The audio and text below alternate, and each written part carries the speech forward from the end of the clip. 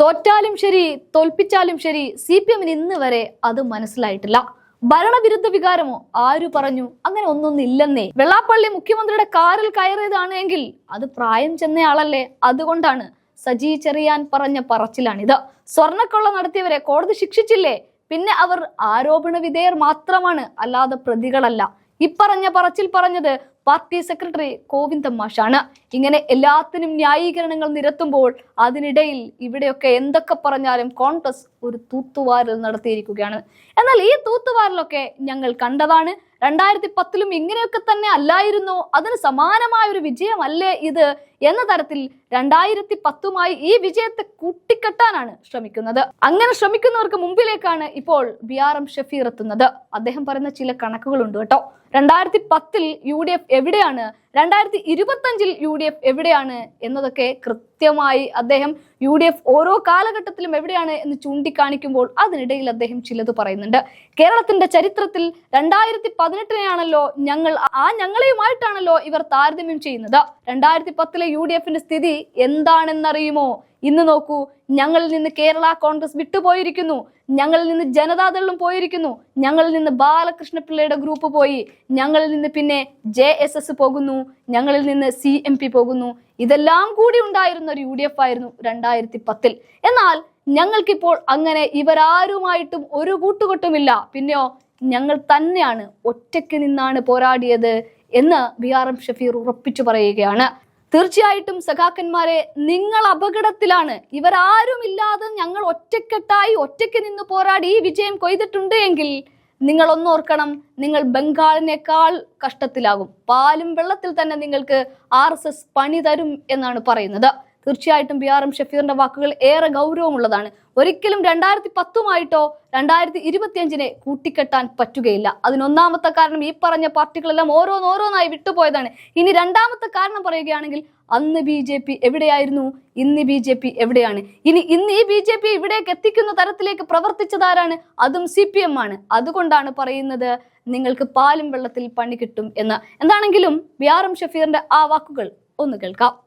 CPM-നെ തോൽപ്പിക്കാൻ എളുപ്പമാണ്, പക്ഷെ അവരോട് നിങ്ങൾ തോറ്റുപോയി കേട്ടോ എന്ന് ബോധ്യപ്പെടുത്താൻ വലിയ പാടാണ്. ഈ അനൂപും ഞാനും ഈ ചർച്ചയിരിക്കുന്ന സകല ആളുകളും ഈ കണ്ട മാധ്യമങ്ങളും ജനങ്ങളും എല്ലാം നിങ്ങൾ തോറ്റേ, നിങ്ങളെ തോൽപ്പിച്ചേ എന്ന് പറഞ്ഞാലും ഇവർ അംഗീകരിക്കൂല. അവർ 2015 2025 കൊല്ലം മുമ്പുള്ള ശതമാനത്തിന്റെ കണക്ക് കൊടുത്തോണ്ട് വരും. ഇവർക്കൊക്കെ എത്ര ഉളുപ്പുണ്ടെന്നാണ് ഞാൻ ആലോചിക്കുന്നത്.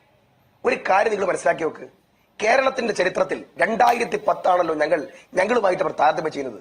2010 UDFന്റെ സ്ഥിതി എന്താണെന്നറിയോ? നോക്കൂ, ഞങ്ങളിൽ നിന്ന് കേരള കോൺഗ്രസ് പോകുന്നു, ഞങ്ങളിൽ നിന്ന് ജനതാദൾ പോകുന്നു, ഞങ്ങളിൽ നിന്ന് ബാലകൃഷ്ണ പിള്ളയുടെ ഗ്രൂപ്പ് പോകുന്നു, ഞങ്ങളിൽ നിന്ന് പിന്നെ JSS പോകുന്നു, ഞങ്ങളിൽ നിന്ന് CMP പോകുന്നു. ഇതെല്ലാം കൂടി ഉണ്ടായിരുന്ന UDF ആണ് 2010. എന്നാൽ ഞങ്ങൾക്കിപ്പോ അങ്ങനെ ഇവരാരും ഇല്ലാതിരുന്നിട്ടും ഞങ്ങൾ കണ്ണൻ ജപ്പിക്കുന്ന ജയം ഉണ്ടാക്കിയെടുത്തിട്ടുണ്ടെങ്കിൽ ബഹുമാനായ ശ്രീ പ്രകാശൻ, നിങ്ങൾ അപകടത്തിലാണ്. നിങ്ങളെ RSSും BJPയും വിഴുങ്ങിക്കൊണ്ടിരിക്കുകയാണ്. നിങ്ങൾ പഠിച്ചില്ലെങ്കിൽ നിങ്ങൾക്ക് ബംഗാളിനേക്കാൾ പാലും വെള്ളത്തിൽ പണി കിട്ടും. നിങ്ങൾ പഠിച്ചോ. രണ്ടാമത്തെ കാര്യം, നിങ്ങൾ നോക്കൂ, ഇന്ന് ഒരു മുൻ MLA ശ്രീ KCR അദ്ദേഹം പറയുന്നൊരു വാചകം ഞാൻ ഇന്ന് ഫേസ്ബുക്കിൽ കണ്ടു. നേതാവിനെ സുഖിപ്പിക്കലാണ്, വളരെ ശ്രദ്ധിച്ചു കേട്ടോളൂ, നേതാവിനെ സുഖിപ്പിക്കലാണ് ഇപ്പോൾ പാർട്ടിയുടെ ശൈലി. CPM-ന്റെ ഒരു മുൻ MLA-യുടെ സ്റ്റേറ്റ്മെന്റ് ആണ് ഞാൻ കണ്ടത്. ഒരു കാര്യം നിങ്ങൾ എഴുതി വെച്ചോളൂ, ഇദ്ദേഹമൊക്കെ എത്ര ന്യായീകരിച്ചാലും. ഇന്ന് ബഹുമാനായ CPM-ന്റെ സംസ്ഥാന സെക്രട്ടറിയുടെ പത്രസമ്മേളനം ഒരു അല്പനേരം കേട്ടു. അദ്ദേഹം പറയുകയാണ്, ഒരു ഭരണവിരുദ്ധ വികാരമില്ല, അങ്ങനെ തന്നെ വിശ്വസിച്ചോളൂ. ശബരിമല കൊള്ള തിരിച്ചടിയായിട്ടില്ല, നിങ്ങൾ ദൈവത്തെ ഓർത്ത് അങ്ങനെ തന്നെ വിചാരിച്ചോളൂ. വോട്ട് നഷ്ടപ്പെട്ടത് തെറ്റിദ്ധാരണ കൊണ്ടാണ്. ഞങ്ങൾ പത്മകുമാറിനെതിരെ നടപടി ആലോചിക്കുന്നില്ല. നിങ്ങൾ ഒരാൾക്കെതിരെയും ഒന്നും ചെയ്യരുത്, ഇങ്ങനെ തന്നെ തുടരണം, ഇങ്ങനെയേ തുടരാവൂ എന്നാണ് ജനങ്ങൾ നിങ്ങൾ ആഗ്രഹിക്കുന്നത്. എങ്കിൽ മാത്രമേ നിങ്ങൾ ഇവിടത്തോടുകൂടി അവസാനിക്കുകയുള്ളൂ എന്ന് ജനം പറയുകയാണ്. ഇനി ഒരു കാര്യം നിങ്ങളുടെ പറഞ്ഞുതരാം, എന്തുകൊണ്ടാണ് ഇവർ തോറ്റത്. ഒന്ന്, നിങ്ങൾ വിചാരിക്കുന്നുണ്ടോ ഇലക്ഷന്റെ തലയ്ക്കും തലേ ദിവസം 5 കൊല്ലക്കാലം ഭരണം നടത്തിയിട്ട് ഒരു 10 പൈസ പോലും 1 രൂപയും ആനുകൂല്യം കൂട്ടാതെ ജനങ്ങളെ മാസം തോറും 1400 കോടി രൂപ വെച്ച് സകലത്തിനും പിഴിഞ്ഞ് എല്ലാത്തിന്റെയും വില കൂട്ടി, എല്ലാ ടാക്സും കൂട്ടി ജനങ്ങളെ വല്ലാതെ പിന്നെ ഇല്ലായ്മ ചെയ്തിട്ട് ഇലക്ഷന്റെ തലേ ദിവസം കൊണ്ടുവന്ന് പ്രഖ്യാപനം നടത്തി 1000-ഓ 2000-ഓ അല്ലെങ്കിൽ പിന്നെ 100-ഓ 200-ഓ കൂട്ടിക്കൊടുത്താൽ നിങ്ങളുടെ മുമ്പിൽ വന്ന് ഓച്ചാനിച്ചെന്ന് വാങ്ങിയിട്ട് നിങ്ങൾക്ക് തന്നെ കുത്തിത്തരുന്ന അടിമകളാണ് ജനങ്ങളെ നിങ്ങൾ കരുതിയോ? ആണോ? അങ്ങനെയാണോ നിങ്ങൾ കരുതിയത്? ആ ജനങ്ങളുടെ ഇച്ഛാശക്തി ബുള്ളറ്റിനേക്കാൾ, മനസ്സിലാക്കണം, ഗൺ ബുള്ളറ്റിനേക്കാൾ പവറാണെന്ന് നിങ്ങൾ തിരിച്ചറിഞ്ഞോ? രണ്ടാമത്തെ കാര്യം, ഇദ്ദേഹം പറഞ്ഞു പിന്നെ ഞങ്ങള് അടിസ്ഥാനപരമായി ഒരു നയത്തിലും മാറ്റരുത് സാർ. ആശാ വർക്കർമാർ 365 ദിവസം അരിവാൾ ചുറ്റുക നക്ഷത്രത്തിന് മാത്രം വോട്ട് ചെയ്യുന്ന ആശാ വർക്കർമാർ കേവലം ഒരു 50 രൂപയ്ക്ക് വേണ്ടി നിങ്ങളുടെ മഹാരാജാവിന്റെ മൂക്കിന്റെ താഴെ സമരം നടത്തിയാലും നിങ്ങൾ അവഗണിക്കണം, അവരെ നിങ്ങൾ തള്ളിക്കളയണം. എന്നിട്ടോ അവരുടെ ബൈക്ക് പിടിച്ചു പറിക്കണം, അവരെ കേസിൽ പ്രതിയാക്കണം, അവരുടെ ടാർപ്പ് വലിച്ചു കീറണം, എന്നിട്ട് നിങ്ങൾ പിടിച്ചെടുക്കണം. 2, ശബരിമലയിൽ നിങ്ങളിപ്പോ ബഹുമാനപ്പെട്ട ഓണറബിൾ ഹൈക്കോടതി ചോദിച്ചതുപോലെ തങ്ക വിഗ്രഹമെങ്കിലും ബാക്കിയുണ്ടോ എന്ന് ചോദിക്കുന്ന അവസ്ഥയിലേക്ക് പോയാലും നിങ്ങൾ ഒരു നടപടിയെടുക്കരുത്, കൊള്ള നടത്തണം. പത്മകുമാറിനെയും വാസുവിനെയും അരിവാൾ ചുറ്റുക നക്ഷത്രത്തിന്റെ ദാർഢ്യം ഉപയോഗിച്ചുകൊണ്ട് നിങ്ങൾ സംരക്ഷിക്കണം. നിങ്ങൾ കേട്ട് കാണുമല്ലോ, സ്വർണം കെട്ടത് ആരപ്പ സഖാക്കളാണേ അയ്യപ്പ എന്ന പാട്ട് കേട്ടോ പ്രകാശ മാഷേ? ആ പാട്ട് നിങ്ങളുടെ സഖാക്കന്മാരുടെയും നിങ്ങളുടെ വോട്ട് ബാങ്കിന്റെയും നെഞ്ചത്തേക്ക് ഉൾക്ക വന്ന് അടിക്കുന്ന പോലെയാണ് അടിച്ചത്. രക്ഷപ്പെടത്തില്ല നിങ്ങൾ, ദൈവത്തെയാണ് നിങ്ങൾ കെട്ടത്. മൂന്നാമത്തെ കാര്യം, നിങ്ങൾ നോക്കൂ, ഈ സ്വജനപക്ഷപാതവും അഴിമതിയും. നിങ്ങളുടെ ക്ലിഫ് ഹൗസിൽ, നിങ്ങളുടെ മുഖ്യമന്ത്രിയുടെ ക്ലിഫ് ഹൗസിൽ 3 സമൻസ് വന്നു. ഒന്ന് ബഹുമാനായ ശ്രീ മുഖ്യമന്ത്രിക്ക് തന്നെ CBIയുടെ സമൻസ്, അത് വരികയാണ്, സുപ്രീം കോടതിയിൽ വരാറുണ്ട്. എന്നാൽ ഈ അടുത്ത കാലത്ത് വന്ന് നിങ്ങൾ നോക്കൂ, SFIയുടെ അന്വേഷണം മകൾക്ക് നേരെ. ഏറ്റവും അവസാനം കഴിഞ്ഞ മാസം EDയുടെ സമൻസ്, ഗൾഫിലിരിക്കുന്ന മകന് ലണ്ടനിൽ പഠിപ്പിച്ചത് ലാവ്ലിൻ കമ്പനിയാണെന്ന സമൻസ് ജനങ്ങൾ കാണുന്നുണ്ട് സാർ. നിങ്ങൾ തിരുത്തരുത്, നിങ്ങൾ തിരുത്തേ ചെയ്യരുത്. ഇനി തീർന്നില്ല, നിങ്ങൾ നാട് നീളെ ഇവിടുത്തെ സംഘപരിവാരം പറയാൻ പോലും അറച്ചു നിൽക്കുന്ന തരത്തിലുള്ള വർഗീയത പറയുന്ന ജാതിമത നേതാക്കന്മാരെ കയ്യിൽ പിടിച്ചുകൊണ്ട് നിങ്ങൾ കേരളം മുഴുവൻ യാത്ര ചെയ്യണം. നിങ്ങൾക്ക് പറയാൻ പറ്റാത്തത് അപ്പുറത്തിരിക്കുന്ന RSSനും സംഘപരിവാരും ഇന്നുവരെ പറയാൻ പോലും മടിച്ചു നിൽക്കുന്ന ഒരു കാര്യം നിങ്ങൾ ആവർത്തിച്ച് പറഞ്ഞുകൊണ്ടേയിരിക്കണം.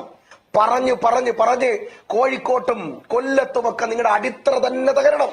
നിങ്ങൾ ശ്രദ്ധിച്ചതറിയില്ല, ഞങ്ങളുടെ KPCCയുടെ രാഷ്ട്രീയകാര്യ സമിതി അംഗം ശ്രീ VS ശിവകുമാറായിരുന്നു കൊല്ലത്തെ ചാർജ്. അദ്ദേഹം പറഞ്ഞു അടപടലെ തെറ്റുകയാണ്. NK പ്രേമേന്ദ്രൻ MP ഉൾപ്പെടെ ഞങ്ങളുടെ DCCയുടെ നേതൃത്വം ഉൾപ്പെടെ ഞങ്ങൾക്ക് ഒരു റിപ്പോർട്ടുണ്ട്. അടപടലെ തെറ്റുകയാണ്. സഖാക്കളുടെ വോട്ട് ബാങ്ക് ഒന്നാകെ BJPയിലേക്ക് പോകുന്നു. അതിൽ മനമെടുത്തുകൊണ്ട് മറ്റൊരു വോട്ട് ബാങ്ക് UDFിലേക്ക് ചേർന്നു. നിങ്ങൾ PM ശ്രീയിൽ ഒപ്പിട്ടപ്പോൾ ഇന്ന് ബഹുമാനായ ശ്രീ നിങ്ങളുടെ ഘടകകക്ഷിയുടെ രണ്ടാമത്തെ പാർട്ടിയുടെ സംസ്ഥാന സെക്രട്ടറി സഖാവ് ബിനോയ് വിശ്വം, നിങ്ങളുടെ BRM ഷബീർ പറയുന്നത് കേൾക്കണ്ട, നിങ്ങൾ ശ്രീ KC വേണുഗോപാൽ പറയുന്നത് കേൾക്കണ്ട, നിങ്ങൾ ശ്രീ VD സതീശൻ പറയുന്നത് കേൾക്കണ്ട, നിങ്ങൾ സണ്ണി ജോസഫ് പറയുന്നത് കേൾക്കണ്ട. നിങ്ങളുടെ ബിനോയ് വിശ്വം പറഞ്ഞ വാചകം ഞാൻ വായിക്കാം. ശബരിമലയിലെ തിരിച്ചടി പ്രതീക്ഷിച്ചതിലും വലുത്. BJPയുമായി ബന്ധപ്പെട്ടതാണ് ഈ ഗവൺമെന്റ് എന്ന്, സംസ്ഥാനത്തിലെ സർക്കാർ എന്ന് ജനങ്ങൾ വിശ്വസിക്കുന്നു. അഥവാ BJPയായി സംസ്ഥാനത്തിലെ സർക്കാർ മാറിയെന്ന് ജനങ്ങൾ വിശ്വസിക്കുന്നുണ്ടത്രേ. തീർന്നില്ല, പിന്നെ ജനങ്ങൾക്ക് ഇഷ്ടമില്ലാത്തതും ഹിതമല്ലാത്തതുമായ കാര്യങ്ങൾ നടപ്പിലാക്കുന്ന ഒരു സർക്കാർ എന്ന് അടിസ്ഥാന വർഗത്തിന് തോന്നിപ്പോയി. പറഞ്ഞതാരാന്നറിയോ? ആരെന്നറിയോ? ബിനോയ് വിശ്വം. അദ്ദേഹത്തിന് ആദ്യം നിങ്ങൾ മര്യാദ പഠിപ്പിക്കണം. ഇനി നിങ്ങളൊരു CPM അല്ലേ? നിങ്ങളെ ലേബർ കോഡിൽ ഒപ്പിടാൻ പോയി. ഇവിടുത്തെ ലേബർ കോടതികളും ഇൻഡസ്ട്രിയൽ തർക്കങ്ങളും ഉൾപ്പെടെ അടിസ്ഥാനപരമായി CI2കാരോടൊപ്പമെങ്കിലും നിങ്ങൾ നിൽക്കണ്ടേ? അടിസ്ഥാനപരമായി നിൽക്കേണ്ട തൊഴിലാളി വർഗ സർവാധിപത്യ പാർട്ടി BJPയുമായി ചേർന്ന് ലേബർ കോഡിൽ ഒപ്പിട്ട അന്ന് ഒറിജിനൽ CI2കാർ കോൺഗ്രസ് വോട്ട് ചെയ്യാൻ തുടങ്ങി. നിങ്ങൾ എന്ന് PM ശ്രീയിൽ ഒപ്പിട്ടോ അന്ന് നിങ്ങളുടെ പിന്നിൽ അണിനിരത് 2 നിയമസഭാ തെരഞ്ഞെടുപ്പുകളിൽ നിങ്ങളുടെ പിറകിൽ പാറ പോലെ കോഴിക്കോട്ടും പാലക്കാട്ടും കണ്ണൂരിലുമൊക്കെ അണിനിരുന്ന ന്യൂനപക്ഷങ്ങൾ നിങ്ങൾ തള്ളിപ്പറഞ്ഞു കഴിഞ്ഞു. എന്നിട്ടോ യോഗി ആദിത്യനാഥ്ജിയുടെ കത്ത് നിങ്ങളുടെ മന്ത്രി വാസവൻ എന്തോ ഒരു സ്വാതന്ത്ര്യത്തിന്റെ താമ്രപത്രം വായിക്കുന്നത് പോലെ ശബരിമല സംഗമത്തിൽ വായിച്ച ഒരു ദിവസമുണ്ട്. ആ വായിച്ച ദിവസം നിങ്ങൾ RSS ആയിട്ട് മാറി. ഇവിടെ ഇനി തിരുവനന്തപുരത്തിന് കാര്യം ന്യായമായൊരു ചോദ്യമാണ്. ഞാൻ എടുത്തു നോക്കി, ഞങ്ങൾക്ക് 10 സീറ്റ് ഉണ്ടായിരുന്നത് ഞങ്ങൾ ഇരട്ടിക്ക് അധികമാക്കി. ഞങ്ങൾക്കൊരു 7-8 സീറ്റുകൾ ഞങ്ങൾ പരാജയപ്പെട്ടത് 5 വോട്ട് 12 വോട്ട് 20 വോട്ടിന് തിരുവനന്തപുരത്ത്. മനസ്സിലാക്കണം. എന്നാൽ നിങ്ങളുടെയോ, നിങ്ങളുടെ എണ്ണപ്പെട്ട 10-15-17 പരം സീറ്റുകൾ നിങ്ങൾ കൊണ്ടുവന്ന് താലത്തിൽ കൊണ്ടുവന്ന് BJPക്ക് കൊണ്ടുവന്ന് കൊടുത്തിട്ട് നിങ്ങളുടെ മേയർ ഉണ്ടല്ലോ, നിങ്ങളുടെ മേയർ അഹങ്കാരത്തിന് കയ്യും കാലും വെച്ച് ഇവിടേക്ക് നടന്നല്ലോ. KSRTC ബസ്സിന് കുറുകെ പിടിച്ചല്ലോ. ഈ ഇലക്ഷനിലും എവിടെയെങ്കിലും ഒരിടത്ത് പ്രചരണത്തിൽ ഇറക്കാൻ പറ്റിയല്ലോ. സഖാക്കളെ, തന്റെ ഇടവും അഹങ്കാരവും അഴിമതിയും നിങ്ങൾ ആറ്റുകാൽ പൊങ്കാലയ്ക്ക് ഇല്ലാത്ത പിന്നെ ചടങ്ങിന് പൊറോട്ട എന്ന് പറഞ്ഞ് കാശ് വാങ്ങുമ്പോ ഈ തിരുവനന്തപുരത്തെ കോർപ്പറേഷനിൽ മേയർ പിന്നെ ഏരിയ കമ്മിറ്റിയുടെ സെക്രട്ടറിയോട് സഖാവേ ഒരു 100-150 ഒഴിവുണ്ട്, ഉടൻ തന്നെ ആളുകളെ തരണേ എന്ന് പറഞ്ഞുകൊണ്ട് ഇവിടുത്തെ ചെറുപ്പക്കാരുടെ ജോലി പിടിച്ചു വാങ്ങി നിങ്ങളുടെ ആളുകൾക്ക് കൊടുക്കുമ്പോ ഈ SC/ST ഫണ്ട് തിരുവനന്തപുരത്തെ 4 കോർപ്പറേഷൻ ഡിവിഷൻ ഓഫീസ് വഴി നിങ്ങൾ കട്ടെടുക്കുമ്പോ നിങ്ങൾ അറിഞ്ഞില്ല, നിങ്ങളുടെ അടിത്തറ നിങ്ങൾ തോണ്ടിക്കൊണ്ടിരിക്കുകയാണെന്ന്. അങ്ങനെയാണ് നിങ്ങളാണ് BJP വളർത്തിയത്. ഞങ്ങൾക്ക് വോട്ട് കൂടി, ശതമാനം കൂടി, ഞങ്ങളുടെ സീറ്റുകൾ ഇരട്ടിയായിട്ട് വർദ്ധിപ്പിച്ചു. ഞങ്ങൾക്ക് ഒരു 7 സീറ്റ് കൂടി കിട്ടുമായിരുന്നു. 25 തൊട്ട് 30 തൊട്ട് 100 താഴെ. നിങ്ങളുടെ ആരെല്ലാം പരാജയപ്പെട്ടതറിയോ? തിരുവനന്തപുരം മാത്രമല്ല, ഞങ്ങൾ ഇനി തിരിച്ച് സുരേഷ് ഗോപി വല്ലാതെ ചാടിയല്ലോ തൃശ്ശൂര്, ഇപ്പൊ എടുത്ത് മറിക്കുമെന്ന് പറഞ്ഞു പോയല്ലോ. ഞങ്ങൾ മൂക്ക് കയറിട്ടു. തൃശ്ശൂർ കോർപ്പറേഷൻ ഞങ്ങൾ പിടിച്ചു നിർത്തി. സുരേഷ് ഗോപിയെ ഞങ്ങൾ ആവിയാക്കി. ഞങ്ങളാ ചേർത്തത്. പന്തളം മുനിസിപ്പാലിറ്റി RSSനെ പാലക്കാട് കഴിഞ്ഞാൽ കേരളത്തിൽ കിട്ടിയ മുനിസിപ്പാലിറ്റിയാണ് പന്തളം. അവിടെ BJP 3ാം സ്ഥാനത്തേക്ക് തള്ളി. ഞങ്ങൾ പിടിച്ചെടുത്തു. പാലക്കാട് കോൺഗ്രസും UDFും ഒറ്റക്കെട്ടായി ചെറുത്തു കയറി. RSSനും BJPക്കും ഭൂരിപക്ഷം ഇല്ലാതാക്കി. RSSനെയും BJPയെയും ചെറുക്കാൻ UDFന് കുത്തണമെന്ന് ജനങ്ങൾക്ക് തീരുമാനമുണ്ടായി. BJPക്ക് കുത്തിയാൽ അത് പിണറായി വിജയന് കുത്തിയതുപോലെ തന്നെയാണെന്ന്. പക്ഷേ ശ്രീ BRM ഷഫീർ, ഇവിടെ സർക്കാരിന്റേത് മികച്ച പ്രകടനമാണ്. നോക്കൂ, ഇവിടെ പ്രോഗ്രസ് കാർഡ് അടക്കം ചെയ്ത് വാഗ്ദാനങ്ങളിൽ എത്രണ്ണം പൂർത്തീകരിച്ചു എന്ന 99% പൂർത്തീകരിച്ചു എന്ന് ജനങ്ങൾക്ക് മുന്നിൽ പ്രോഗ്രസ് കാർഡ് വെച്ച് തെളിയിച്ച ഒരു സർക്കാർ കൂടിയാണത്. ജനവിധി എതിരായത് മറ്റു പല കാരണങ്ങൾ കൊണ്ടും അത് ജനങ്ങളിലേക്ക് എത്തിയില്ല എന്നതുകൊണ്ടാണ്. അനൂപ് ഒരു കാര്യം ആലോചിച്ചോ? ഈ തിരുവനന്തപുരത്ത് നിന്ന് MC റോഡ് വഴി എറണാകുളം വരെ ഒന്ന് സഞ്ചരിക്കേ, 4 ജില്ലകളിലൂടെ കടന്നുപോ. +2 പാസ്സായിട്ട് ഒരൊറ്റ കുട്ടി പോലും ഇവിടെ പഠിക്കുന്നില്ല. എല്ലാ കുട്ടികളും വീടുകൾ ലോൺ എടുത്ത് ജപ്തി പിന്നെ ബാങ്കുകളിൽ കൊണ്ടുവന്ന് വെച്ചും അവരെല്ലാം നാട് വിടുകയാണ്. നാട് വിട്ടോടുകയാണ്. എന്താ കാര്യം? വാഴക്കൊല വൈലോപ്പിളിയുടേതാണ് എന്ന് എഴുതി വായിക്കുന്നവർക്ക് നിങ്ങൾ PhD കൊടുക്കാൻ തുടങ്ങി. സർവകലാശാലയിലും PSCയുടെ റാങ്ക് ലിസ്റ്റുകളിലും നിങ്ങളുടെ കട്ട സഖാക്കന്മാർക്ക് വേണ്ടി നിങ്ങൾ തൊഴില് PSCയുടെ ചോദ്യപേപ്പറുകൾ നിങ്ങൾ ചോർത്തി കൊടുത്തു. ഇനി ഇവിടെ രക്ഷയില്ല എന്ന് ഇവിടുത്തെ വിദ്യാർത്ഥികൾക്കും യുവജനങ്ങൾക്ക് തോന്നി. അവരെല്ലാം നാട് വിട്ടോടി. അറിയോ? 6 ലക്ഷം കോടിയാണ് കേരളത്തിലെ കടം. അറിയോ നിങ്ങൾക്ക്? ഞങ്ങളുടെ കയ്യിൽ നിന്ന് ഒരു 2 രൂപ വെച്ച് 1 ലിറ്റർ പെട്രോളിന് സെസ് ഏർപ്പെടുത്തിയിട്ട് 5 കൊല്ലക്കാലം 10 രൂപ നിങ്ങൾ പെൻഷൻ കൂട്ടിയവരല്ല. ഈ ഇലക്ഷന്റെ തലയ്ക്ക് തലേസം കൊണ്ടുവന്ന് 200 കൂട്ടിക്കൊടുത്ത് നിങ്ങൾക്ക് വന്ന് കുത്തി തരൂ വിചാരിച്ചല്ലേ? അല്ലേ? ഒരു കാര്യം നിങ്ങൾ പറയാം, അഹങ്കാരം. ഇപ്പോഴും വാങ്ങിച്ചല്ലോ 1.5 കോടി രൂപയ്ക്ക് പുതിയ 2 കറുത്ത കാറ്. കറുത്ത നിറം തന്നെ വാങ്ങിയല്ലോ. നിങ്ങൾ പൊടി പഠിച്ചല്ലോ, നിങ്ങൾ ലിഫ്റ്റ് പണിതല്ലോ. ഞാൻ ഒരു കാര്യം പറഞ്ഞു തരാം കേട്ടോ.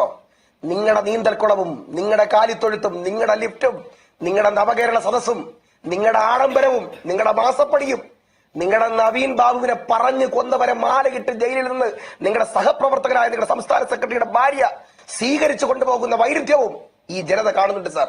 ഓക്കെ, ഞാൻ താങ്കളിലേക്ക് വരാം. ശ്രീ BRM ഷഫീർ, ശ്രീ